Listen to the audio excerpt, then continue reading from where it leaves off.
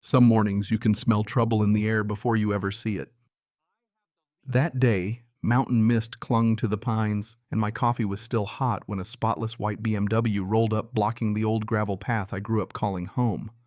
Out stepped Cordelia Ashworth, the kind of HOA president who'd call the cops on her own shadow, her voice already sharp with that righteous fury only people with too much time and too many rules can muster. "Sir, step away from the water right now, or I'm calling the police for trespassing." She glared, perfume-fighting Pine Needle's iPad clutched like a weapon, as if her little HOA badge was going to outrank a deed signed by President Calvin Coolidge himself. I looked her square in the eye and said, "Ma'am, you're threatening to arrest me for using water I own every drop of." Not that she cared. She had a gate, a spotless car, and the full weight of her imaginary authority behind her. See, this wasn't just any lake. It was my family's 100-acre mountain inheritance, deeded back in 1923 when my great-granddad Thomas Callahan struck a deal with Uncle Sam himself. That paper, yellowed but still fierce, gave us water rights to every drop lapping at these shores. But behind Cordelia's illegal gate, hundreds of multi-million-dollar homes huddled up to the water, built by folks who never even bothered to buy the rights they just assumed came with the view. Now, most days I'd rather disappear into the wild than fight. After my divorce, when half my life got whittled away by lawyers, and regret this land was supposed to be my lifeline back to sanity.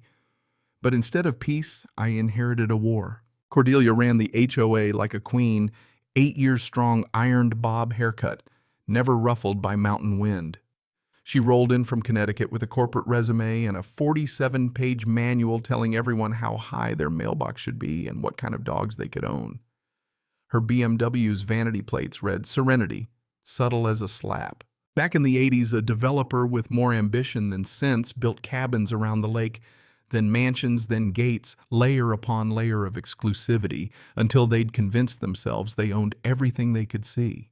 By the time I arrived, they'd built a private empire on fees and assumptions, with not one of them reading the fine print that kept the water out of their grasp. First sign something was rotten. That gate steel keypad cameras guard shack. My great-granddad's old road replaced by paranoia and asphalt. A 19-year-old kid in a borrowed uniform stopped me. "Sorry, sir. HOA members only." Then Cordelia swept in, eyed my muddy boots like I was tracking filth onto her marble foyer. "Perhaps you'd be more comfortable at the public access point 30 miles south," she said. "We've had issues with undesirable elements." That's when I pulled out the original deed. She glanced at it, nose wrinkling like I'd shown her a moldy sandwich. "That old document doesn't supersede our community standards," she said, waving it off. "Security was already calling the cops." I was about to leave quietly. Honestly, it wasn't worth a fight when I spotted construction crews down at the shore laying out concrete for a brand new boat launch. That was mistake number one, and they were just getting started. A few days later, Cordelia's law firm, Peton Walsh and Associates, sent a cease and desist that could have stopped a tank. Adverse possession, they called it. If you steal something long enough, the law sometimes lets you keep it. They threatened $5,000 daily fines for unauthorized lake use, waving around witness statements from homeowners who'd been swimming and boating there for decades. Thing is, my family hadn't been around to stop them, but the law didn't say you could just help yourself. Time to dig. The courthouse basement smelled like old dreams and damp carpet, but there it was. The 1923 land patent, federal and ironclad. Every drop of water right there in black and white. Even better, the HOA's own papers never once claimed the water. Those luxury houses, for all their glass and cedar, came with a big, fat, legal asterisk subject to existing easements and water rights. Martha, the county clerk, just shook her head and laughed. These HOAs think their gates make 'em kings. Spoiler alert, they don't.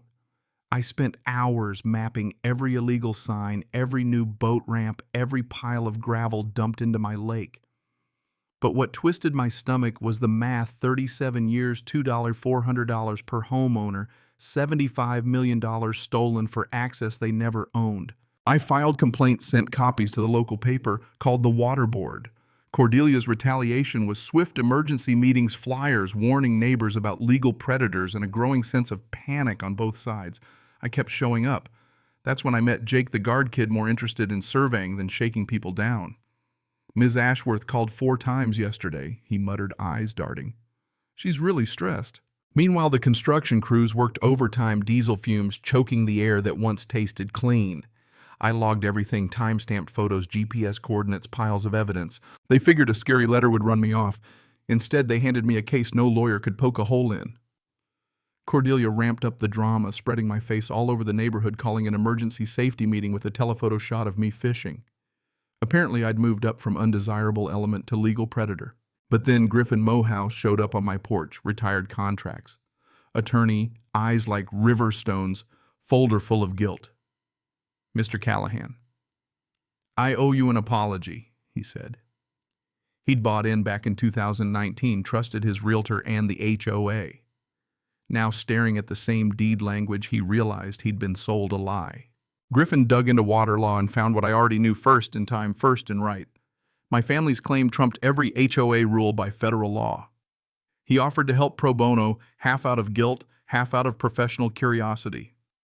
With a lawyer on my side, I took up a daily lakeside vigil chair thermos gear, every moment logged, every interaction polite. Cordelia started cracking.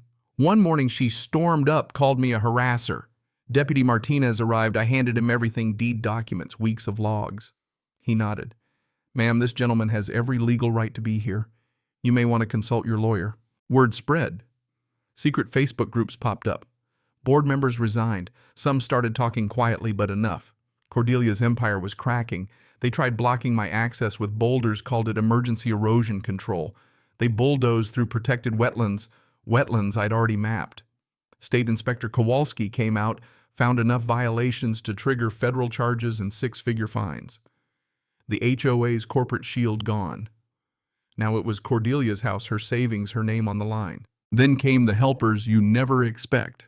Tobias Creek Fishing Guide let me document damage by boat, pointed out every ruined spawning bed. Some scared homeowners approached me, panicked about fines and special assessments that could bankrupt them all. Cordelia tried to spin the media, but the timing backfired. Her meltdown during a live inspection went viral. HOA reputation tanked, property values dropped like rocks. I just kept my chair by the water collecting evidence. Griffin called, said he found the bombshell, 37 years of fraudulent fees, $75 million, every payment, a separate count of fraud. We could sue every homeowner into the ground. I stared at that folder and felt the weight of it. Revenge would be easy, but justice isn't always about winning. Most of these folks didn't know they trusted, paid their dues, just wanted peace. I decided Cordelia would take the fall, but I'd save the community. Griffin loved it, public exposure, justice with an audience.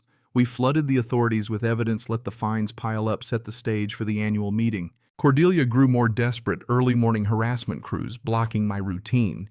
Mike Peterson, one of her contractors, flipped-handed over texts proving she was orchestrating a campaign against me, including plans to damage my truck.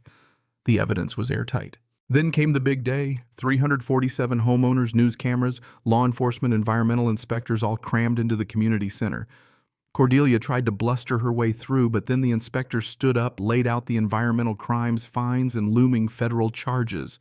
Griffin revealed the years of fraud. People gasped. Some walked out. Others laughed bitterly. Cordelia snapped, screaming conspiracy, grabbing the mic. Deputy Martinez had seen enough, cuffed her on the spot. Silence. I stood, introduced myself, showed the deed. I could shut down the lake demand repayment, bankrupt you all. But I won't. I'm offering a 99-year lease for $1 a year with environmental restoration and public access. The vote was unanimous. 6 months on the lake's reborn. Wetlands restored, kids fishing from new piers. The old HOA office turned into an education center. Cordelia's gone fined, disgraced her mansion, sold to pay the bills. Jake's now studying environmental law. Griffin helps other communities avoid these traps. Patricia's restoration plan is a model for law schools. Nobody lost their home. Nature healed. What did I learn? Sometimes justice means letting the truth be seen, not swinging the axe. When you're handed a legacy, you fight for it not just with lawsuits, but with patience, honesty, and a little bit of stubbornness. Funny thing, winning wasn't about revenge, but about giving everyone a chance to do the right thing. That's a lesson my great-granddad would have liked. So where's the line, folks, between standing your ground and showing mercy? If you were in my place, would you have burned it all down or built something better? Drop your stories and your thoughts below. Justice Karma, neighborhood bullies. What would you have done? Cảm ơn các bạn đã xem video. video. Cảm ơn các bạn đã xem video.